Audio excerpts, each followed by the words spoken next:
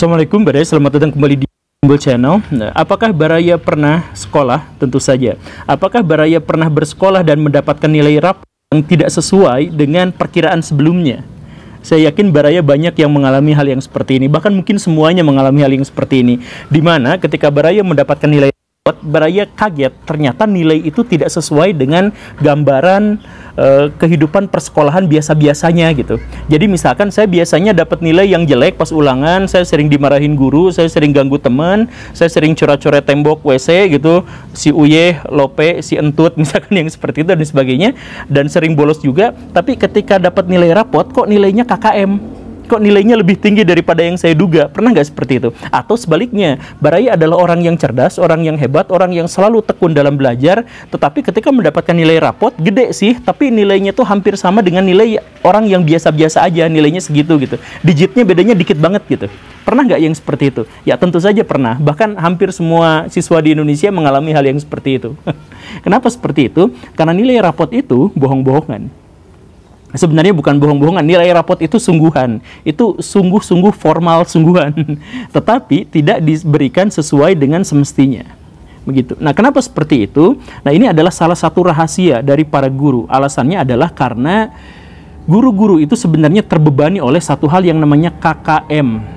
Jadi ketuntasan minimal. Jadi misalkan begini Baraya, si guru itu ketika dia harus mengajar begini dan begitu, dia dibebani oleh sebuah tanggung jawab bahwa dia harus mengajar sehingga siswa itu paham. Jadi kalau ulangan, siswa itu nilainya harus bagus. Jadi dilaporkan kepada kepala sekolah bahwa siswa ini sudah berhasil dari tidak bisa menjadi bisa. Begitu.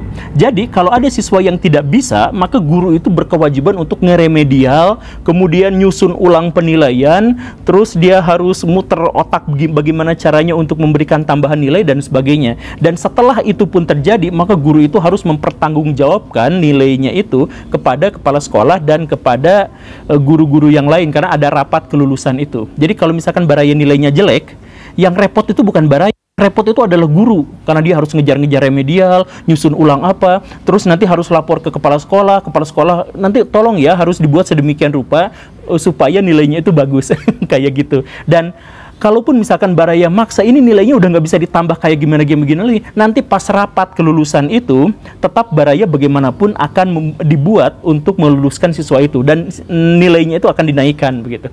Dan nilai KKM itu kan range-nya itu pendek gitu, dari 75 sampai 100 biasanya seperti itu, ada yang 80 ya, dari 75 sampai 100, artinya siswa yang paling belah bolos itu nilainya 75, siswa yang paling hebat itu 100, tapi karena nggak mungkin ngasih nilai 100 jadi 95, jadi range-nya itu cuma 20, makanya nilai rapot itu jadi mepet-mepet gitu. Jadi yang nilainya yang paling hebat sama nilai yang paling rendah itu ternyata nilainya beda dikit-dikit banget gitu. Nah, itu pun pada akhirnya bertentangan dengan rumus. Jadi kan sebenarnya begini Baraya, kalau ada guru bikin rapot itu sebenarnya nggak sembarangan. Secara teoritis itu ada rumusnya. Nilai-nilai sumatif diakumulasikan, kemudian ditambah dengan nilai formatif, nilai apa dan sebagainya, bla bla bla bla bla, disatukan jadi nilai rapot. Tapi di dunia nyata guru berhadapan dengan siswa-siswa yang tidak mendukung dia untuk menjadi seperti itu. Akhirnya guru daripada gitu jadi nilainya itu subjektif, bukan ditembak tapi nilainya itu subjektif gitu. Ya terpaksa kayak gitu karena sistemnya adalah sistem KKM yang akhirnya membuat guru itu tidak memiliki pilihan lain gitu. Kan kasihan juga gurunya seperti itu. Nah, jadi kalau misalkan Baraya sekarang mendapatkan nilai yang biasa-biasa aja seperti itu, ya Baraya seharusnya memahami itu.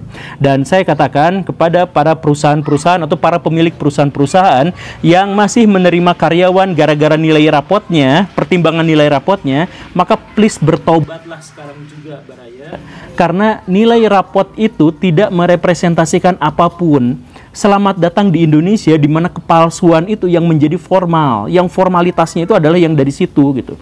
Jadi kalau misalkan mau nerima karyawan, tes langsung skillnya pada saat itu juga, bukan ijazah, bukan rapot, bukan apa, itu nggak menggambarkan apapun. Begitu, iya kan? Ya, iya. Itu rahasia guru yang tidak diketahui oleh siswa atau tidak banyak diberitahukan kepada siswa.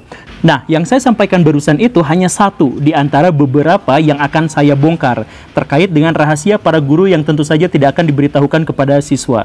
Saya mengabarkan ini bukan berarti membongkar aib guru atau membongkar aib sekolah dan sebagainya, tetapi saya ingin memberikan sebuah informasi yang menyadarkan bahwa sekolah di Indonesia itu terjebak pada sistem yang salah. Bukan individu yang salah, bukan profesi yang salah, tapi sistem kita yang salah. Jadi, setelah satu yang tadi, kita akan bongkar beberapa rahasia yang lain. Jadi, kita gibah.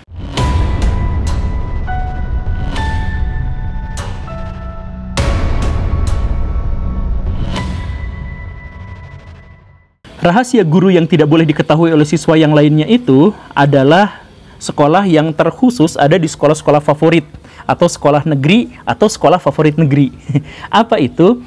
Tentang adanya siswa-siswa siluman di sekolah yang dimaksud itu. Apa maksud sekolah siluman itu? Jadi gini ceritanya Baraya, kan sekolah favorit itu peminatnya banyak. Karena peminatnya banyak dan itu sangat senjang dibandingkan dengan daya tampung sekolah itu, maka sekolah itu harus melakukan penyaringan, harus melakukan seleksi. Nah, siswa-siswa yang pinter banget, yang nilainya besar-besar itu boleh masuk ke situ, yang tidak ya silahkan saja minggir, kan begitu. Akhirnya sekolah itu mendapatkan prestis yang luar biasa dan bisa mempertahankan kefavoritannya. Karena apa? Karena hanya diisi oleh siswa-siswa yang pinter-pinter saja, kan begitu ya. Gurunya nggak terlalu pinter nggak apa-apa, yang paling penting masuknya siswanya ke situ pinter-pinter, baik-baik, ya akhirnya outputnya pun seperti itu. Tetapi di luar hal yang seperti itu, di luar hal yang sudah kita ketahui bersama itu, sebenarnya ada rahasia umum, yaitu bahwa ada jalur khusus di mana siswa-siswa yang tidak memadai nilainya bisa saja masuk ke sekolah itu selama orang tuanya memiliki dana yang memadai untuk bisa membujuk kepala sekolah. Ya, tapi saya nggak tahu ini sudah jadi rahasia umum atau tidak, tapi saya sampai sejauh ini tidak memiliki bukti. Tapi saya percaya bahwa banyak di antara Baraya yang pernah melihat atau pernah mengalami fenomena yang seperti ini. Jadi, di sekolah favorit itu ada sekitar 40-80 siswa yang sebenarnya secara nilai tidak bisa masuk ke situ, tetapi dia bisa masuk gara-gara bisnis bawah meja, begitu. Nah, itu biasanya diterima langsung sama kepala sekolah, dan akhirnya kepala sekolah itu setiap penerimaan siswa baru itu bisa mendapatkan miliaran rupiah dari sogok menyogok itu, dari korupsi itu. Nah, kenapa kemudian tidak dilaporkan? Kenapa tidak ada yang bilang kalau memang ini rahasia umum? Kenapa tidak kemudian dibuktikan, tidak masuk ke ranah hukum dan sebagainya? Ya, alasannya adalah karena tidak akan ada yang mau melaporkannya, karena semuanya diuntungkan. Kepala sekolah diuntungkan karena mendapatkan uang yang sangat besar dari situ. Dan orang tua siswa juga diuntungkan karena anaknya masuk ke sekolah yang prestisius. Dan akhirnya si orang tua itu punya bahan gosip ke tetangga bahwa anaknya ternyata hebat masuk ke sekolah yang anu, kan begitu kan. Nah, kemudian yang lainnya juga itu juga mendapatkan keuntungan karena setelah itu biasanya kepala sekolah itu ngajak kepada guru-guru, yuk kita karya wisata kemana-mana, saya traktir lah semuanya gitu ya. Pada seneng si guru-guru itu.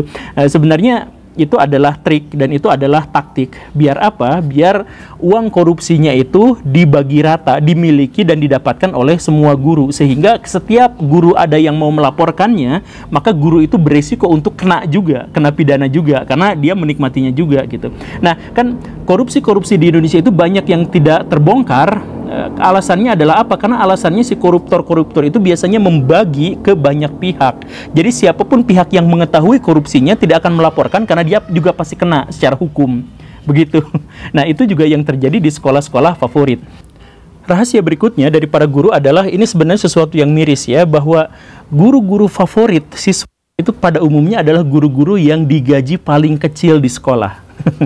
Kenapa seperti itu? Karena ada sebuah mekanisme yang tidak sengaja gitu. Mekanismenya itu bagaimana? Jadi begini Baraya, guru-guru itu banyak di antara mereka yang menjadi guru bukan gara-gara keinginannya, bukan gara-gara passionnya, tetapi gara-gara mereka membutuhkan penghidupan, mencari nafkah. Ya, tidak salah dalam hal itu sebenarnya, tetapi gara-garanya adalah ketika mereka akhirnya masuk ke dalam sebuah lingkungan di mana dia sudah masuk zona aman, zona nyaman, di mana dia akan mendapatkan gaji sesuai asal dia mengajar, walaupun ngajarnya sekenanya, maka dia biasanya akan terjebak pada rutinitas.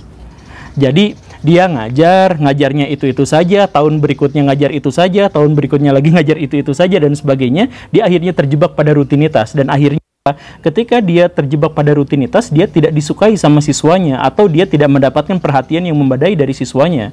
Ya, karena ngajarnya biasa-biasa aja kayak gitu kan. Nah, jadi siswa itu suka atau favorit pada guru yang bagaimana? Pada guru yang biasanya itu guru-guru yang masih muda, yang masih kreatif, yang masih idealis, yang masih fresh graduate, yang kayak gitu, yang masih baru-baru ngajar, itu biasanya siswa seneng. Apalagi guru-guru itu biasanya dekat dengan siswa karena perbedaan umurnya juga tidak terlalu jauh. Itu. Nah, tapi pada faktanya guru-guru yang favorit siswa itu, yang disukai sama siswa, justru adalah guru-guru yang honorer, karena guru baru tadi itu. Nah, karena guru honorer, guru yang masih baru, maka mendapatkan gaji yang sangat-sangat sedikit. Kalau yang sudah PNS itu sudah besar, sudah 5 juta, sudah 3 juta, ya sudah pas segitulah, UMR pasti lewat gitu. Tapi kalau guru honorer itu tidak mendapatkan tunjangan apapun, tidak mendapatkan apapun, dan gajinya itu kisaran 100.000 sampai 1 juta rupiah. Teman-teman saya itu masih ada yang mengajarnya 200.000 rupiah sebulan gitu, dapatnya gajinya itu seperti itu. Nah, kalau misalkan ada guru-guru yang mendapatkan gaji seperti itu, coba kita kalkulasikan, itu berarti sehari itu dia dibayar sekitar 6.700, ada yang dibayar 5.000 sehari gitu. Nah, itu kan tentu saja jauh di bawah bekal siswa-siswa SMA. Siswa SMA itu kan kalau dibekelin itu kan dapat 10.000, dapat 15.000 atau lebih dari itu kan kalau berangkat ke sekolah. Guru honor itu gajinya jauh lebih kecil daripada itu. Bahkan saya sampai sekarang saya masih guru honorer. Saya pernah ngalamin sebagai guru honorer saya dibayar 100.000 rupiah per 3 bulan. Jadi baraya guru honorer itu ada yang dibayarnya memang bulanan, ada yang dibayarnya itu bukan bulanan, ada yang per 3 bulan, ada yang per 6 bulan, ada yang 2 tahun gak dibayar. Padahal sekalinya dibayar pun per bulannya itu dibayarnya cuma 150.000, 200.000, 250.000, 300.000, ya segitu. Ya 300.000 misalkan ya untuk kehidupan zaman sekarang mana cukup, tetapi itulah realitasnya gitu. Jadi ketika kita berbicara tentang guru di mana dia dikatakan sebagai ujung tombak bagi peradaban besar di masa depan, maka di Indonesia mereka sama sekali tidak dihargai. Digajinya paling kecil untuk ukuran profesi. Bahkan dibanding pengemis pun gajinya jauh lebih kecil lagi. Kan begitu. Nah, yang lebih ironinya lagi adalah bahwa guru-guru yang sudah menyandang gelar sebagai guru, yang sudah sertifikasi, sudah jadi PNS dan sebagainya, biasanya ngajarnya leha-leha. Sedangkan guru yang favorit biasanya disukai sama siswa tetapi malah mendapatkan gaji yang sangat kecil. Itu adalah satu rahasia yang tidak diketahui sama siswa kan. Makanya silakan Baraya nanya ke guru yang guru favorit Baraya yang biasanya masih muda-muda itu, yang biasanya dekat sama siswa itu, tanyakan berapa gajinya. Mungkin kecil gitu. Mungkin lebih kecil daripada bekal Baraya selama ini gitu. Itu ya, poin rahasia berikutnya. Kemudian ada rahasia yang keempat yang berikutnya yang berhubungan dengan rahasia yang berikut ini. Bahwa banyak sekali guru-guru yang sebenarnya mengajar adalah materinya itu-itu saja, bukunya itu-itu saja, ulangannya, soalnya itu-itu saja juga, metodenya itu-itu saja. Bahkan ketika kurikulum bolak-balik, ganti-ganti menteri, ganti kurikulum, mereka tetap mengajar dengan cara yang sama, pakai buku yang sama, pakai modul yang sama, dengan fokus yang juga sama. Begitu kan? Dan guru-guru yang seperti itu biasanya adalah guru-guru yang agak keras kepala gitu. Jadi banyak kejadian di zaman sekarang itu, guru ngajarin gini, anak-anak 1 ditambah 1 sama 2, 23 per X min kuadrat, kayak gitulah. Kemudian siswa ngacung, Pak atau Bu, maaf Bu, Pak, ini menurut informasi yang saya temukan itu teori lama, teori jadul. Yang baru itu adalah seperti ini, seperti ini, seperti ini. Kamu dapat dari mana? Ini Bu, dari internet. Belajar itu bukan dari internet ya. Belajar itu dari guru. Kalian harus itu mendapatkan bimbingan dari guru. Internet itu banyak salahnya. Saya juga bisa nulis di internet kan, makanya banyak salahnya. Jadi perhatikan. Tapi Bu, ini temuan baru Bu. Bukan temuan baru, itu hoax. Banyak kan guru yang keras kepala kayak gitu. Percayalah, banyak di kolom komentar yang bersedia untuk menjelaskan tentang pengalamannya menghadapi guru yang seperti itu. Tapi banyak yang memang guru-guru yang seperti itu. Nah, kenapa guru-guru seperti itu? Karena banyak di antara guru-guru itu yang tadi saya jelaskan tidak sesuai dengan passion ketika dia masuk ke dunia pengajaran, sehingga dia mah yang ngikuti aja. Nanti setelah dia masuk zona aman, dapat gaji, dapat apa, ya dia ngajar seenaknya aja, datang ke kelas ngajarin materi yang selama 10 tahun dia ulang-ulang, kemudian ulangan dengan soal yang juga sudah dipersiapkan sejak 10 tahun yang lalu dan sebagainya. Dan itu benar-benar guru yang nggak update gitu, karena ketika siswa membutuhkan realitas hari ini, membutuhkan pengajaran hari ini, guru-guru itu malah mengajarin sesuatu yang terjadi di masa lampau dan ditulis oleh orang-orang masa lampau dengan pendekatan masa lampau. Ketika si guru-guru itu diajarin hal-hal yang Mereka nggak mau, mereka menolak. Bahkan banyak sekarang kan sekolah-sekolah itu di Indonesia itu sedang berusaha untuk memperbaiki diri. Ada di antaranya adalah digitalisasi, semuanya dibuat dari digital gitu. Banyak guru-guru yang nggak bisa digitalisasi, nggak bisa beradaptasi di situ. Ini gimana caranya gitu? Nah, guru-guru yang sudah kuno seperti itu pada faktanya justru malah banyak dan mereka mendapatkan gaji yang memadai dari perjuangannya itu. Begitu. Itu yang keempat ya kalau nggak salah. Kemudian yang kelima apa? Rahasia guru yang kelima yang tidak diketahui oleh siswa itu adalah bahwa banyak guru-guru itu yang sebenarnya naksir pada siswanya. Naksir itu alamiah Baraya, jadi itu bukan sesuatu yang harus disalahkan. Tetapi ini ada sesuatu yang unik. Sebagai manusia, kita itu gampang naksir kepada siapapun ya, terutama lawan jenis. Kalaupun tidak lawan jenis ya tetap aja judulnya Baraya naksir gitu ya. Nah, ketika Baraya jadi guru, Baraya ada di depan kelas menghadapi puluhan siswa dan Baraya menjadi orang yang paling dominan di sana berbicara, di sana menilai, di sana memantau. Dan di kelas itu yang Baraya pantau itu, yang mata Baraya menyapu semua kelas itu, di situ ada yang cantik-cantik, ada yang bohai-bohai, ada yang ganteng-ganteng, ada yang lucu-lucu dan Baraya sebenarnya tertarik pada orang-orang seperti itu. Iya kan? Dan yang lebih buruk lagi adalah bahwa itu bukan hanya ada di satu kelas. Ternyata orang yang cantik, yang seksi, yang bohai itu tersebar di semua kelas. Dan itu bukan hanya di satu angkatan. Ternyata di angkatan yang lain tersebar juga yang seperti itu semua. Jadi harus benar-benar dan tahan birahi karena dia harus berhadapan dengan siswa-siswi yang masih ranum, yang masih bau kencur, yang masih muda-muda, beranjak dewasa, dan mereka berhadapan setiap hari dengan itu gitu. Nah, sebagian besar guru, saya katakan ya, sebagian besar guru bisa mengendalikan dirinya, mengontrol emosinya, menahan birahinya. Sebagian besar guru bisa seperti itu. Tapi banyak guru yang pada akhirnya tidak bisa mengontrol itu. Akhirnya terjadilah hal-hal yang diinginkan. Hal-hal yang diinginkan. Kan banyak ya guru-guru yang akhirnya jadi cabul, banyak guru-guru yang jadi hewan gitu ya, Heri Wirawan gitu. Banyak kan yang jadi seperti itu bukan berarti membela mereka, tetapi pada faktanya adalah karena guru-guru berhadapan dengan siswa yang banyak yang cantik-cantik, lucu-lucu setiap tahun, setiap kali dia mengajar gitu. Kan begitu. Nah, ini lebih berat lagi kepada guru-guru yang latarnya itu tidak memiliki interaksi yang kuat dengan lawan jenis. Tidak memiliki interaksi yang intensif dengan lawan jenis. Misalkan guru olahraga, saya mohon maaf ya, bukan berarti guru olahraga semuanya cabul, tapi guru olahraga itu waktu kuliahnya itu di tempat olahraga di mana kebanyakan di situ cowok, dominannya tuh cowok, ceweknya tuh dikit, ada pun cewek tuh tomboy gitu. Kan begitu. Nah, ketika mereka terbiasa gaul dengan laki-laki, mereka tidak memiliki resistensi. Ketika kemudian ketemu dengan satu kondisi di mana satu kelas campur laki-laki dan perempuan dan ternyata banyak perempuan yang cantik-cantik itu banyak di antara mereka yang akhirnya tidak kuat gitu kan. Atau misalkan yang latarnya itu adalah, saya mohon maaf ya, pesantren gitu kan. Waktu dia mengenyam pendidikan di pesantren, dia lihatnya laki-laki lagi, sekali lihat perempuan ya tertutup semuanya gitu, dan itu jarang sekali, hampir tidak ngobrol dan sebagainya. Nah, dalam kondisi interaksi yang seperti itu, ketika dia harus mengajar di sekolah yang campur, dia banyak yang akhirnya tidak bisa menahan dirinya, tidak bisa menahan birahinya, dan akhirnya terjadilah hal-hal yang seperti itu.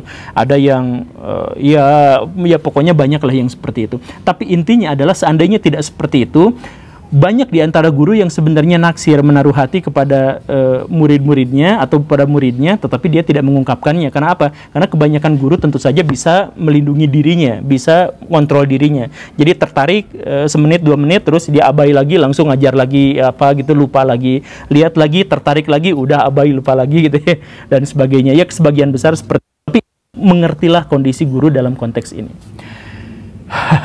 Oke, Baraya itu saja ya. Terima kasih karena sudah menyimak. Saya Guru Gembul, kabur. Assalamualaikum warahmatullahi wabarakatuh.